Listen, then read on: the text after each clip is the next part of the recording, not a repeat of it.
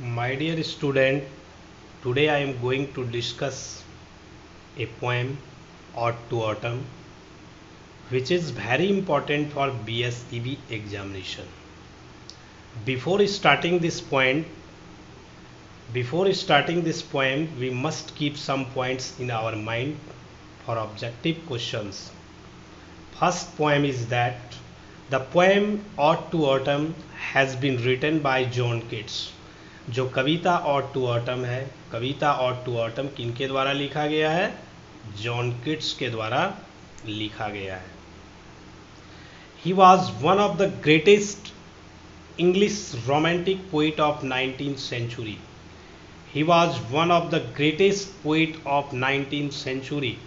वो 19वीं शताब्दी के रोमांटिक कवि के रूप में, एक महान रोमांटिक कवि के रूप में जाने जाते हैं. He was one of the greatest English romantic poet of 19th century. 19वीं शताब्दी के अंग्रेजी के रोमांटिक कवि के रूप में उन सभी रोमांटिक जो कवि थे उनमें से एक थे.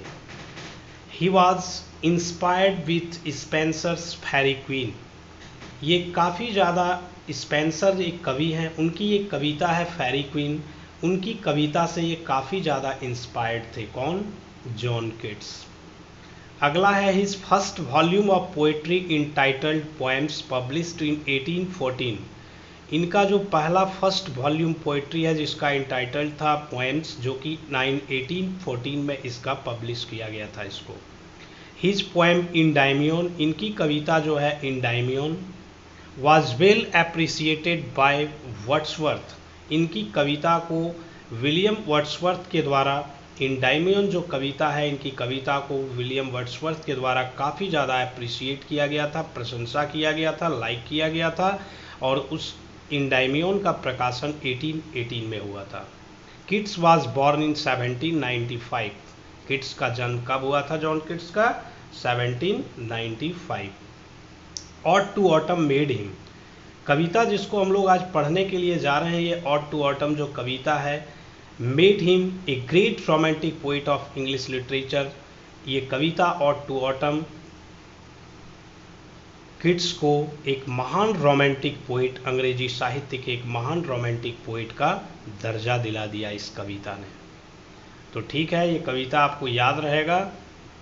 ऑड टू ऑटम जो है, ode to autumn made him a great romantic poet. Ode to autumn made him, ode to autumn made him a great romantic poet of English literature. अंग्रेजी साहित्य के एक महान कवि के रूप में ऑड टू ऑटम ने इनको बना दिया. तो आपको याद रहेगा, ऑड टू ऑटम जो कविता है वो किनके द्वारा लिखा गया है? Has been written by John Keats. He was one of the greatest English romantic poet of 19th century के कवि थे. He was inspired with Spenser Faerie Queene के द्वारा काफ़ी ज़्यादा प्रेरित थे. इनका पहला वॉल्यूम पोइट्री इंटाइटल्ड पोएम्स जिनका प्रकाशन 1814 में हुआ था. His poem Endymion was well appreciated by Wordsworth. इनकी कविता को, इंडाइमियन जो कविता है, इनकी कविता की प्रशंसा वर्ड्सवर्थ ने किया था. वर्ड्सवर्थ जो कि फादर ऑफ रोमांटिक पोइट के रूप में जाने जाते हैं.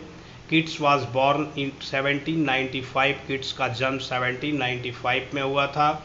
Odd to autumn made him, ode to autumn जो कविता है, इनको बना दिया, क्या बना दिया? एक great romantic poet of English literature. अंग्रेजी साहित्य के एक महान रोमांटिक पोइट का दर्जा दिला दिया इस कविता ने. अगला पोएम है his important poem is Lamia and Hyperion. इनकी कविता है, इम्पॉर्टेंट कविता है लेमिया हाइप्रोन. ऑब्जेक्टिव में भी पूछा जाता है कि लेमिया और हाइप्रोन किसने लिखा? तो किसने लिखा? जॉन किट्स ने लिखा. He died of tuberculosis. He died of tuberculosis, एक क्षय रोग होता है ट्यूबरक्लोसिस. इनका जो मौत हुआ वो एक क्षय रोग से हो गया. क्षय ट्यूबरक्लोसिस से कब हुआ? 1821 में, एट द एज ऑफ 26, यानी कि 26 साल के उम्र में इनका देहांत हो गया. The poem ode to autumn, कविता जो ऑड टू ऑटम है, describes the beauty of nature. ये कविता में कवि किस चीज़ की प्रशंसा करते हैं? नेचर की सुंदरता का जिक्र करते हैं. कि नेचर की सुंदरता को जिक्र करते हैं किसमें? ऑड टू ऑटम में वर्णन करते हैं, प्रकृति की सुंदरता को वर्णन करते हैं.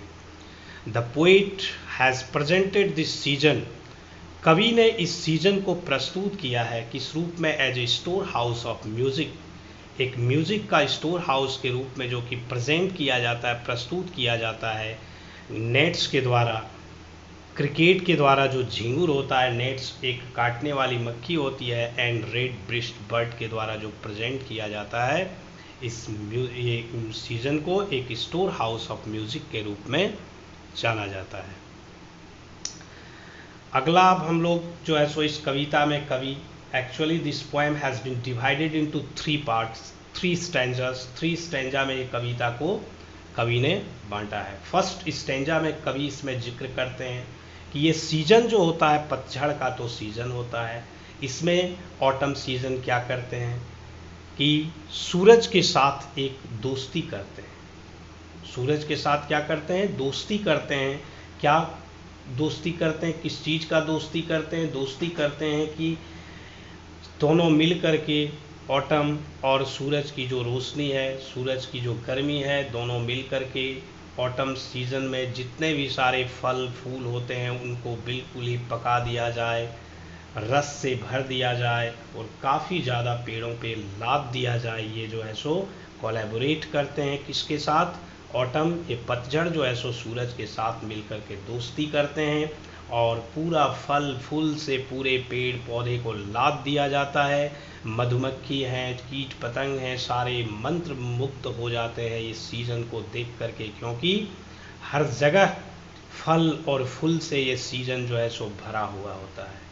सेकेंड स्टेंजा में कवि जिक्र क्या करते हैं कि ऑटम सीज़न को पर्सोनिफाइड किया गया है कि जब ऑटम सीज़न को कवि जो है सो एक रानी के रूप में प्रेजेंट करते हैं कि आप बिल्कुल ही जब बहुत ज़्यादा फल फूल से जब भर जाता है तो कवि कहते हैं कि आपको जो है सो गोडाउन में कहीं देखा गया, आराम करते हुए देखा गया, आपके मुलायम बालों को हवा में उड़ते देखा गया।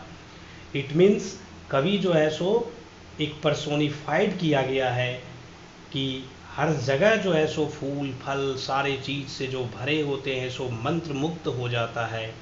तीसरा स्टेंजा में कवि कहते हैं कि जब ऑटम सीजन समाप्त हो जाता है तो कवि कहते हैं कि where are the songs of spring, where are they, think not of them, thou has the music too, thou has the music to.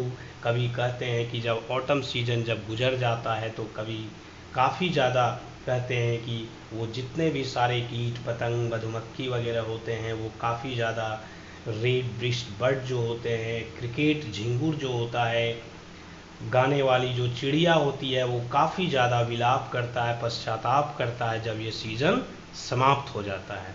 तो ऑट टू ऑटम में ये थोड़ा बहुत आप फिर पोएम का लाइन भी देख लीजिएगा, आपको धीरे धीरे समझ में आ जाएगा कुछ हद तक। तो ये इसका ये है। अब हम आपको इस ऑट टू ऑटम का कुछ थीम बता देना चाहते हैं, इसका सारांश जो कि आपको एग्जाम्स में लिखना पड़ेगा, इसका सारांश।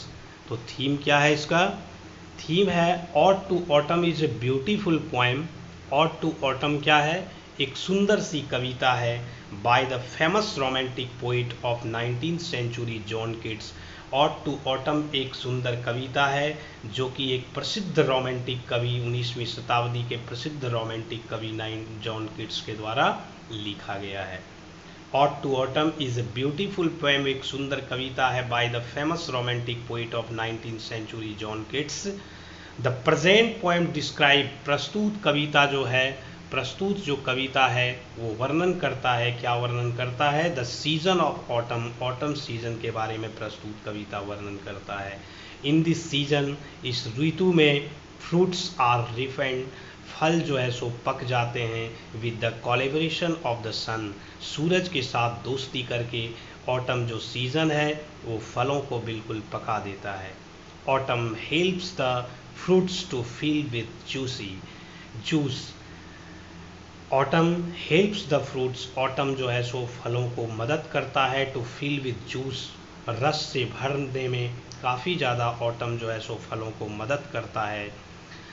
New leaves and fruits grow on trees, नए नए जो है सो पत्तियाँ, नई पत्तियाँ, new leaves and fruits grow on trees, पेड़ पर उगते हैं। Nature looks beautiful with the sweet sound of the bird. Nature बिल्कुल ही सुंदर लगता है, sweet sound of the bird, पक्षियों के मीठे कलरव से बिल्कुल ही प्रकृति काफ़ी सुंदर लगती है। दस द पोएम, इस तरीके से ये कविता हमें मैसेज देता है, हमें संदेश देता है that changing is the rule of nature, बदलाव जो है वो क्या है, प्रकृति का नियम है। ऑट टू ऑटम, फिर हम आपको एक बार और बता देना चाहते हैं, ode to autumn is a beautiful poem. Ode to autumn एक सुंदर कविता by the famous romantic poet of 19th century John Keats, जो कि एक प्रसिद्ध 19वीं शताब्दी के रोमांटिक पोइट जॉन किट्स के द्वारा लिखा गया है। द प्रेजेंट पोएम डिस्क्राइब्स, प्रस्तुत कविता वर्णन करती है the season of autumn, autumn season के बारे में। इन दिस सीजन, इस ऋतु में, फ्रूट्स आर रिपेंड, फल जो है सो पकते हैं, with the collaboration of the sun, सूरज की रोशनी के सहयोग से, गर्मी के सहयोग से फल पकते हैं। Autumn helps the fruits to fill with juice, autumn जो है सो फलों को मदद करता है काफ़ी ज़्यादा रसदार होने में, काफ़ी रस भरने में, उसको काफ़ी ज़्यादा मदद करता है। New lips and fruits grow on tree, नए नए पत्तियाँ, फल जो है सो पेड़ पर उगते हैं। Nature looks beautiful with the sweet sound of the bird, nature बिल्कुल ही प्रकृति सुंदर लगती है पक्षियों के मीठे आवाज़ से। दस the poem gives us message, इस तरीके से ये कविता हमें संदेश देती है that changing is the rule of nature, बदलाव जो है सो इस प्रकृति का नियम है। अगर आपको अच्छा लगे तो आप वीडियो के बारे में कुछ कमेंट कीजिए।